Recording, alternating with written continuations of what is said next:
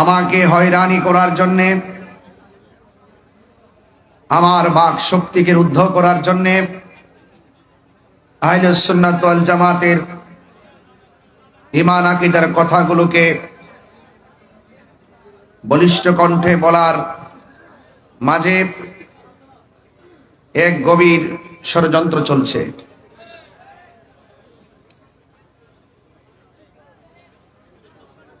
আজকে আগামীকাল 16ই ডিসেম্বর মহান বিজয় দিবস। এই দেশকে স্বাধীন করতে গিয়ে অসংখ্য বীর বাঙালি এই দেশের সকল ধর্মের মানুষগুলো ঝাঁপিয়ে পড়ে পাকিস্তানের হানাদার বাহিনীর কাছ থেকে এই দেশের স্বাধীনতা, এই দেশের সার্বভৌমত্ব বুঝে নিয়েছিল।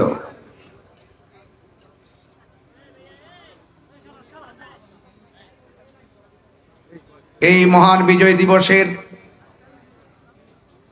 আনন্দ ঘন মুহূর্ত আর পিছন দিকে ফেরাস 30 লক্ষ শহীদের তাজা রক্তের বিনিময়ে বাংলাদেশ আমরা লাল সবুজের পতাকা উড়াতে পেরেছি। দেশের সার্বভৌমত্ব নিয়ে যখন দেশি বিদেশি চক্রান্ত চলছে, ঠিক ওই মুহূর্তে যখন আমরা মুক্তিযুদ্ধের চেতনায় স্বাধীনতার সপক্ষের শক্তিগুলো দেশকে নিয়ে ভাবতে শুরু করেছি, ঠিক ওই মুহূর্তেই আমাদেরকে স্তব্ধ করে দেওয়ার জন্য আমাদের মাথার উপরে কালো মেঘ জমেছে। মেঘ কেটে যাবে, আধার কেটে যাবে, আলো আসবে। কথা বলেন ঠিক কিনা? আমি প্রথমেই এই দেশকে স্বাধীন করতে গিয়ে 9 মাস রক্তক্ষয়ী সংগ্রামের মাধ্যমে যারা এই দেশকে শহীদ করে, এই দেশকে স্বাধীন করে যারা শহীদ হয়েছেন, আমি তাদের জন্য আল্লাহর কাছে দোয়া করি, আল্লাহ যেন তাদের প্রত্যেককে জান্নাতুল ফিরদৌসের আলা মাকাম দান করে। ভাইরা আমার, আহলুস সুন্নাত ওয়াল জামাত শান্তিপ্রিয় মানুষ, আহলুস সুন্নাত ওয়াল জামাত প্রশাসন বান্ধব মানুষ, ঠিক কিনা বলেন? বারবার শুধু বলে আসি নাই, প্রমাণ করে এসেছি। সেই ভালোবাসার প্রশাসন অনর্থক সবাই না, কিছু আছে যারা আমার বিরুদ্ধে অনর্থক হয়রানি এবং মিথ্যা ষড়যন্ত্রমূলক ভাবে তারা মামলা করেছে। আমি প্রথমে এই কথা বলছি এই জন্য, কোন যৌক্তিক কারণ ছাড়া হয়রানিমূলক ভাবে আহলুস সুন্নাত ওয়াল জামাতকে মামলা দিয়ে আমি আবারও দেখতে পাচ্ছি প্রশাসন এবং বিভিন্ন মিডিয়া, বিভিন্ন টিভি চ্যানেল, যে সাংবাদিকরা রয়েছেন, পুলিশ প্রশাসন এবং সাংবাদিকরা এখনো পরাধীন রয়ে গেছে। কথা বলেন ঠিক কিনা বলেন? এই পরাধীন রয়ে গেছে। পুলিশ প্রশাসনকে বলবো, আপনারা আর স্বাধীন হবেন কখন? আপনারা নিজে একটু স্বাধীন হন, আপনারা ঘুরে দাঁড়ান। মিডিয়াদেরকে বলবো, আপনারা সত্যটা প্রচার করে ঘুরে দাঁড়ান। আপনাদের সাথে আহলুস সুন্নাত ওয়াল জামাত আছে। আপনারা পরাধীনতার শৃঙ্খলে আবদ্ধ থাকবেন না। হাত তুলে বলুন ঠিক কিনা বলেন? পরিষ্কার কথা।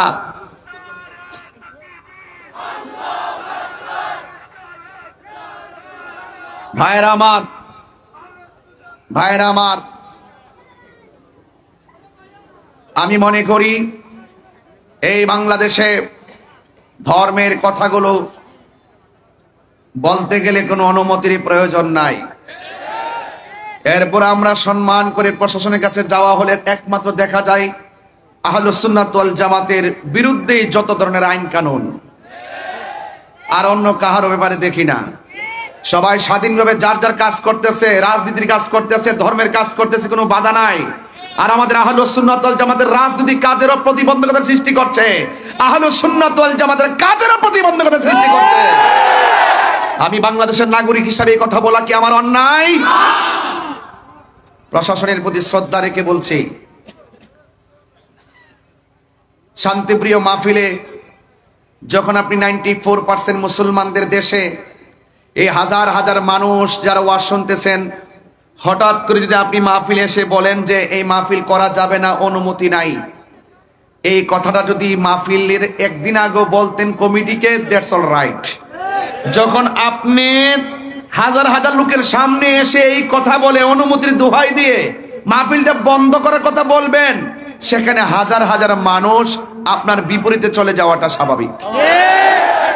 এটা তো আপনি উস্কানি দিলেন, অথচ উল্টা আমাকে বলা হয়েছে আমি নাকি মাহফিল উস্কানি দিয়েছি, দেওয়ার কারণে ঘটনা ঘটেছে। অথচ আমি বক্তব্য স্পষ্টভাবে প্রশাসনকে সেভ করার জন্য, জনগণকে, মুসল্লিকে শান্ত করার জন্য আমি অনেকভাবে চেষ্টা করে 10 মিনিট বেঁধে দেওয়ার পরও 7 মিনিটই ওয়াজ শেষ করে আখিরি মুনাজাত করে চলে গেছি। এরপরে কে বা কারা কোন ঘটনা ঘটাইছে তদন্ত না করে আমাকে প্রতিহিংসার বশীভূত হয়ে বিভিন্ন ধরনের কুচক্রি মহলের পাল্লাই পড়ে। আমি মনে করি প্রশাসন কাজটা ভালো করে নাই, ঠিক কিনা বলেন? আমি জানি এখনো প্রশাসন হ্যারানদের শিকার। আমরা এখনো কিন্তু বুঝতেছি যে আপনারা কোনো না কোনো চাপে পড়ে সুন্নিদের বিরুদ্ধে যাচ্ছেন। সুন্নিদের বিরুদ্ধে গেলে সুবিধা হবে না। মানে এই সুন্নিরা দেশের শান্তির লক্ষ্যে বারবার প্রমাণ দিয়েছে, ধর্মের সম্প্রীতির লক্ষ্যে বারবার প্রমাণ দিয়েছে। তা আপনারা এই ট্যাগ আমাকে লাগাবেন।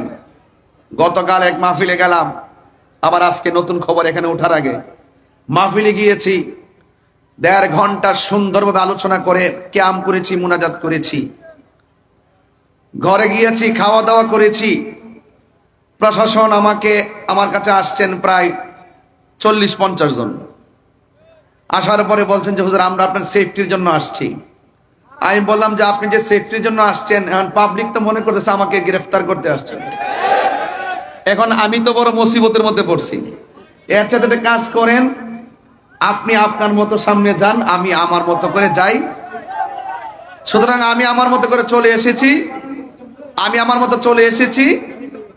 আমি আজকে শুনলাম আমাদের বিজয়নগর থানার ওসি মহোদয় সুন্দর করে বক্তব্য দিতেছে, তাহিরি ওয়াজের ভিতরে সরকার বিরোধী কথা বলছে, রাষ্ট্রদ্রোহী কথা বলছে।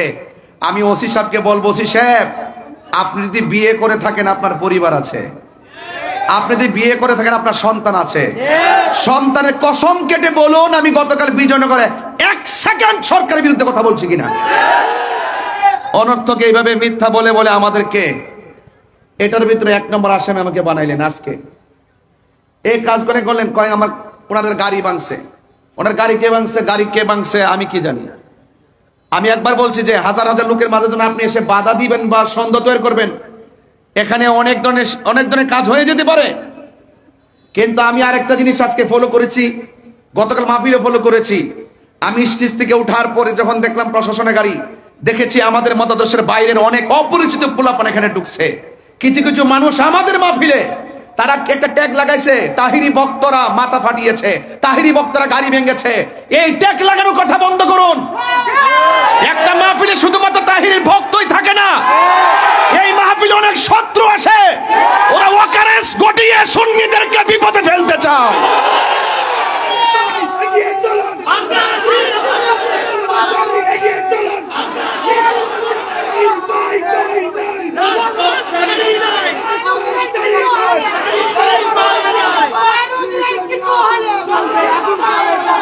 আমি কিন্তু কিছুই বলি নাই, কিছুই করি নাই।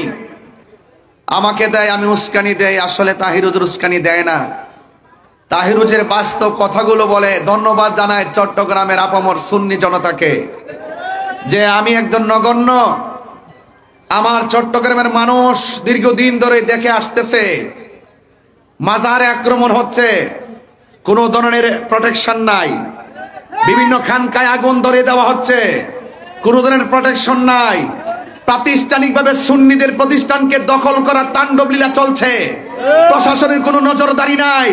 শুধুমাত্র তাই নয়, আবার আমাদের মসজিদের ইমামগুলোকে ঘটিয়ে সেখানে দখলদারিত্ব চলছে, কোনো ধরনের প্রোটেকশন নাই। প্রত্যেকটা বিষয়ের ক্ষেত্রে যখন সুন্নিরা রুখে দাঁড়িয়েছে, তারা যখন পালিয়ে গিয়েছে, এক শ্রেণীর মানুষ এখন আমাদেরকে হামলা মামলার মাধ্যমে ব্যক্তিগত অ্যাটাক শুরু করেছে। কথা বলেন ঠিক কিনা? আজকে সারাদিন আমাদের চট্টগ্রামের আপামর সুন্নি জনতা যেইভাবে মাঠে প্রতিবাদ করেছেন, আমার অন্তরস্থল থেকে, হৃদয়ের গভীর থেকে আমি অনেক শ্রদ্ধা জানাই, অনেক ভালোবাসা জানাই। আপনারা যৌক্তিক দাবি করেছেন, আপনারা যৌক্তিক দাবিতে মাঠে প্রতিবাদ করেছেন, কারণ এই দেশটা কাহারো কাছে লিজ দেওয়া হয় নাই, এই দেশটা সবার। কথা বলেন ঠিক কিনা বলেন? এই জন্য ভাইয়ের আমি প্রথমে এই কথাগুলো বলছি। ইনশাল্লাহ আমার উপরে মামলা হয়েছে, হয়তোবা আমার জেল হবে।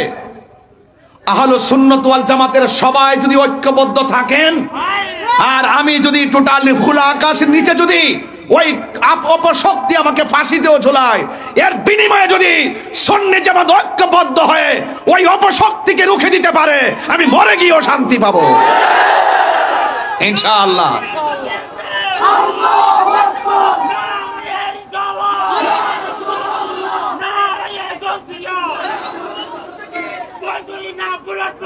ভাইয়ের আমার, সবাই জবান খুলে বলুন, আমরা সবাই ঐক্যবদ্ধ থাকতে চাই কি চাই না? ইনশাআল্লাহ, ইনশাআল্লাহ আপনারা সবাই ঐক্যবদ্ধ থাকবেন। মিথ্যার পরাজয় নিশ্চিত। কথা কোন ঠিক কিনা? সত্যের বিজয় সেটাও নিশ্চিত। যা আল হক ওয়া সাহাকাল বাতিল ইন্নাল বাতিলা কানা সাহুকা। সত্য সমাগত, আপনারা চিন্তিত হবেন না। ওয়ালা তাহিনু ওয়ালা তাহজানু ওয়া আনতুমুল আ'লাউনা ইন কুনতুম মুমিনিন। নিরাশ হয় না, হতাশ হয় না, বিজয় তোমারই হবে যদি তুমি মুমিন হতে পারো। কথা বলেন ঠিক কিনা?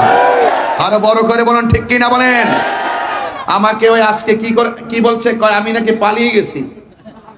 আমাকে আমার ডান দিক দিয়ে পুলিশ প্রশাসন ব্যারিকেড দিছে, বাম দিক দিয়ে ব্যারিকেড দিছে, সবাই আসছে আমাকে মানে আমাকে এখানে হয়তো নিতে আসছে, ধরতে আসছে, গ্রেফতার করে যাই করতে আসছে। এখন পরের দিন আমার চট্টগ্রাম মাহফিল, আমি কি সারা রাত সেখানে পরে থাকতে পারবো? তো আমি আমার বিকল্প রাস্তায় চন্দনাশ আসছি। মারহাবা জোরে করেন না? তো আমি আমার প্রোগ্রামে শান্তিপ্রিয় যেভাবে ভালো সেভাবে আসবো। কথা বলেন ঠিক কিনা? আমি অনুরোধ করব অনর্থক এই শান্তিপ্রিয়, ঘুমন্ত, অত্যন্ত শান্তিপ্রিয় সুন্নি জনতাকে ডিস্টার্ব করবেন না। আপনারা আপনাদের মতো থাকুন, আমাদেরকে আমাদের মতো থাকতে দিন। আপনারা শান্তিতে থাকুন, আমাদেরকে শান্তিতে থাকতে দিন। আমি প্রশাসনের বিরুদ্ধে নয়, আমি জানি প্রশাসনকে একটা মহল সর্বোচ্চ চাপ প্রয়োগ করে আমাকে মামলার আসামি করা হয়েছে। আপনারা সেই পরাধীনতা থেকে বেড়ে যদি না আসেন, তাহলে আপনারা দেখেছেন তো দিন শেষে কিন্তু এভাবে যদি চলতে থাকেন, তাহলে একদিন দেখবেন আপনাদের বিরুদ্ধে বহুত লোক বিভিন্ন প্রতিশোধের স্প্রে হাই মেতে উঠবে। আমরা আপনাদেরকে সেভ করতে চাই, আমরা আপনাদেরকে সহযোগিতা করতে চাই। সুন্নিদেরকে আপনাদের পাশে রাখেন, বাংলাদেশ পাল্টে দেব। কথা বলেন ঠিক কিনা? সুন্নিদেরকে প্রশাসনের পাশে রাখেন।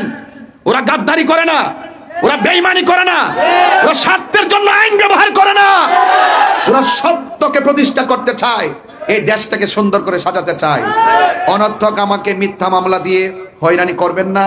এবং যারা মামলা করেছেন, অনুরোধ করব আপনারা নিশ্চয়ই আমাদেরকে স্বাধীনভাবে চলার সুযোগ দিবেন, ধর্মের কথাগুলো বলার সুযোগ দিবেন। অনর্থক কাহারও পাল্লাই পরে আপনারা সুন্নিদের বিরুদ্ধে স্টেপ নেবেন না, এর ফল ভালো হবে না। কারণ সুন্নিরা ওলি আল্লাহর পক্ষে, ওলি আল্লাহর পক্ষের মানুষকে যারা ডিস্টার্ব করে, তারা অতীতেও কোনোদিন ভালো থাকে নাই, ভবিষ্যতেও কোনোদিন ভালো থাকবে না। আসুন ভাইয়ের আমার, এই যে এই পৃথিবী একদিন শেষ হয়ে যাবে। জীবন মানে যুদ্ধ। আপনি যদি আল্লাহর জন্যে, নবীর জন্য যদি জীবন দিতে পারেন, মনে রাখবেন না যে আপনি হেরে গেছেন, না, হকের জন্য যারা জীবন দেয় তারা বিজয়ী। কথা কোন ঠিক কিনা? হকের জন্য যারা জীবন দেয় ওরা জিন্দা। ওরা কি জিন্দা? আমরা আজকে হকের ময়দানে আছি। এখানে কোনো অপশক্তি যদি আমাদেরকে রুদ্ধ করতে চায় আমরা প্রতিহত করব ইনশাআল্লাহ। কারণ আল্লাহ রাব্বুল আলামিন কোরআনুল কারীমের মধ্যে বলে দিয়েছেন, ইয়া আইয়ুহাল্লাযীনা আমানু দুখুলু ফিস সিলমি কাফা, হে ঈমানদারগণ তোমরা ইসলামের মধ্যে প্রবেশ করো পরিপূর্ণভাবে। আমার সমাজের মধ্যে কিছু অনেক মুসলমান, নামদারি অনেক মুসলমান রয়েছে যারা হক কথা বলে না, সময়ে সময় ইসলামটাকে স্বার্থের জন্য ব্যবহার করে। আমরা স্বার্থের জন্য ইসলাম ব্যবহার করি না, ইহকাল আর পরকালীন মঙ্গলের জন্য আমরা ইসলামকে ব্যবহার করি। কথা বলেন ঠিক কিনা বলেন? আমার ভাইয়েরা, অনুরোধ করে বলবো, আসুন একটু সামনে বাড়ি। আল্লাহ রাব্বুল আলামিন কোরআনের মধ্যে বলছেন, আল্লাহর পথে যারা জীবন দেয় ওরা মরা না, ওরা জিন্দা। ওরা কি জিন্দা? এটা কি মোল্লার কালাম না আল্লাহর কালাম? আল্লাহ রাব্বুল আলামিন বলেন, ওয়ালা তাকুলু লিমান ইউকতালু ফি সাবিলিল্লাহি আমওয়াত বাল আহইয়াউ ওয়ালাকিন লা তাশউরুন।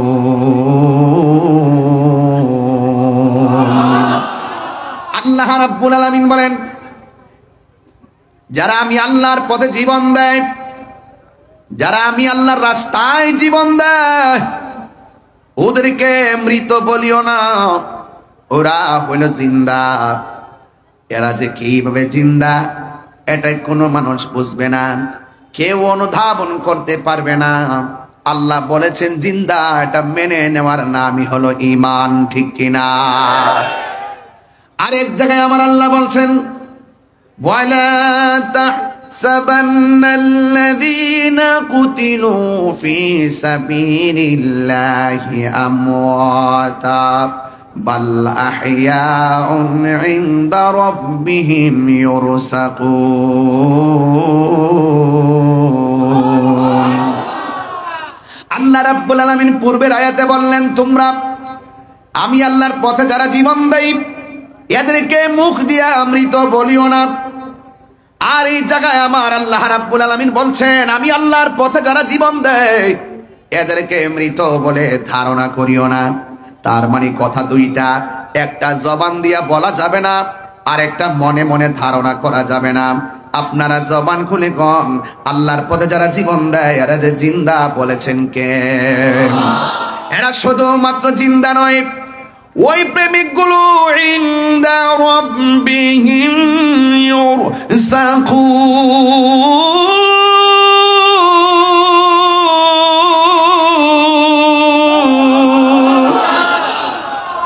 এরা শুধুমাত্র জিন্দা নয়, এরা স্বয়ং আল্লাহর পক্ষ থেকে জান্নাতি রিজিক প্রাপ্ত,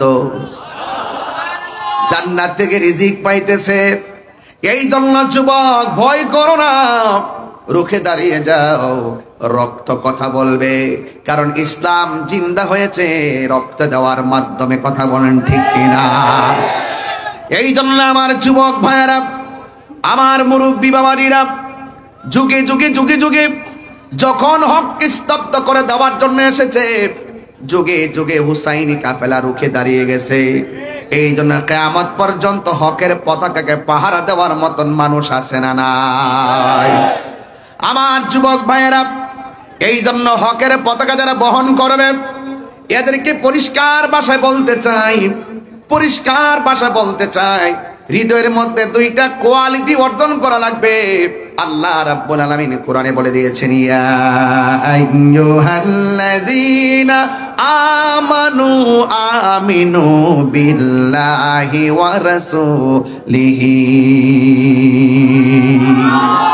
আল্লাহ রাব্বুল আলামিন বলে, হে ঈমানদারগণ, হে ঈমানদারগণ, তোমরা ঈমান আনো আল্লাহর উপরে, ওয়া রাসূলিহি, এবং রাসূলের উপরে।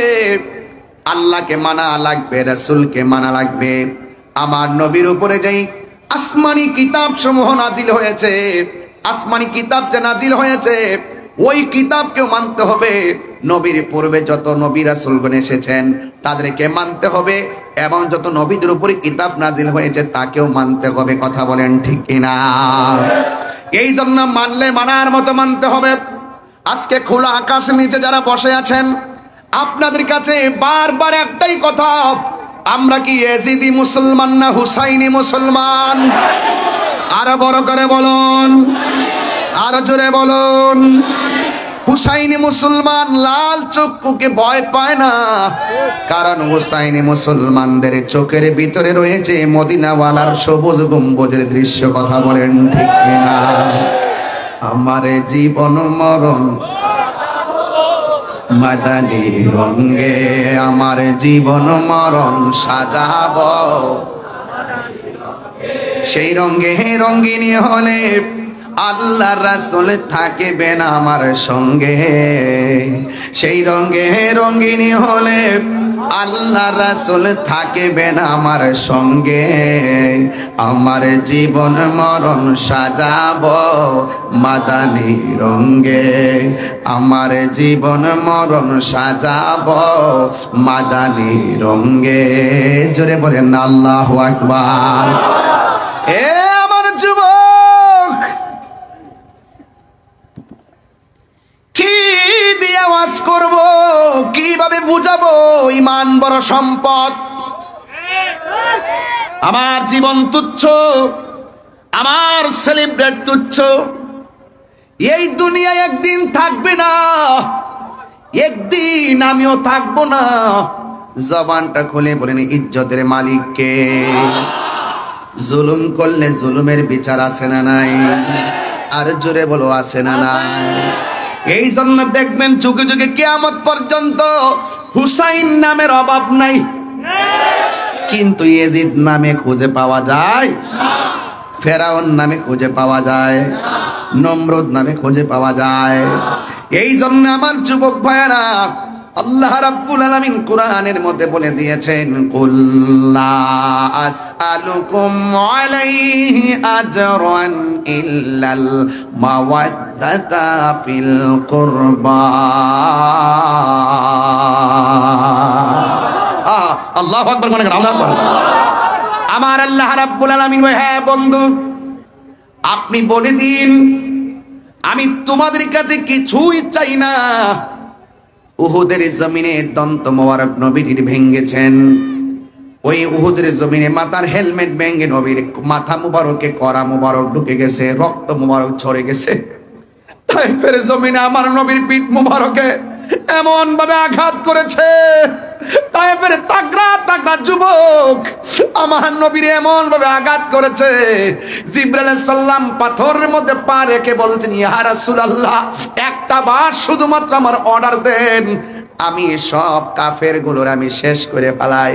আমার নবী বলে, জিবরাইল আমি নবী তো রাহমাতুল লিল আলামিন। আর বড় করে বলেন না সুবহানাল্লাহ। আমার নবী বলেন, আমাকে তায়েফের জমিনে রক্ত জড়াইছে, আমার নবীর এত কষ্ট দিল, এরপর আমার নবী কোনো অভিশাপ দেয় নাই।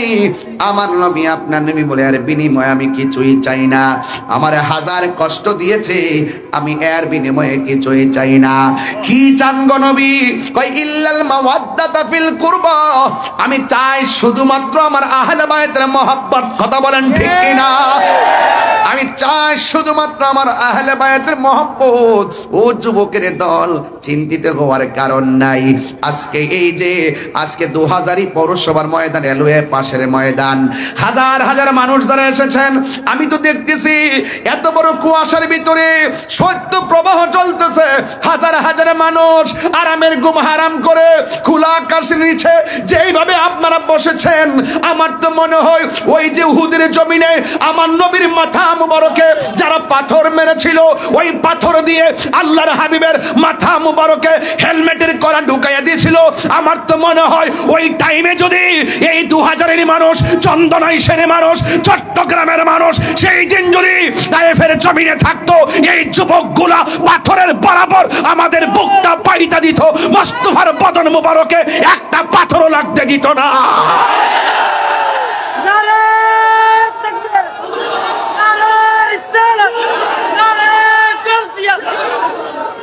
তাফসীর আর কোরআন মাহফিল। আল্লাহু আকবার বলেন, আল্লাহু আকবার, আরো বড় করে আল্লাহু আকবার। আমরা নবীর জন্য জীবন দিতে চাই কি চাই না? আমরা এই দেশের জন্য জীবন দিতে চাই কি চাই না? এই দেশের সার্বভৌমত্ব নিয়ে এই 16ই ডিসেম্বর মহান বিজয় দিবসে দেশের দেশপ্রেমীকে উদ্বুদ্ধ হয়ে, দেশপ্রেমে উদ্বুদ্ধ হয়ে একটা কথাই বলবো, এই দেশের ইঞ্চি ইঞ্চি মাটি নিয়ে যদি দেশি কিংবা বিদেশি কোনো ষড়যন্ত্র করা হয়, আবারও আরেকটা যুদ্ধ হবে। কথা বলেন ঠিক কিনা? রাজি আছেন কিনা বলেন? এবং এই দেশ থেকে যদি হুসাইনি চেতনাকে কেউ দাফন করে দিতে চায়, অপশক্তি যদি কায়েম করতে চায়, অন্য ধর্ম এবং যার যার মতাদর্শের বাক স্বাধীনতাকে রুদ্ধ করে দিয়ে ভিন্ন ধর্মের এজেন্ডা আকীদা বাস্তবায়ন করতে চায়, সেখানেও আবার যুদ্ধ হবে। কথা বলেন ঠিক কিনা?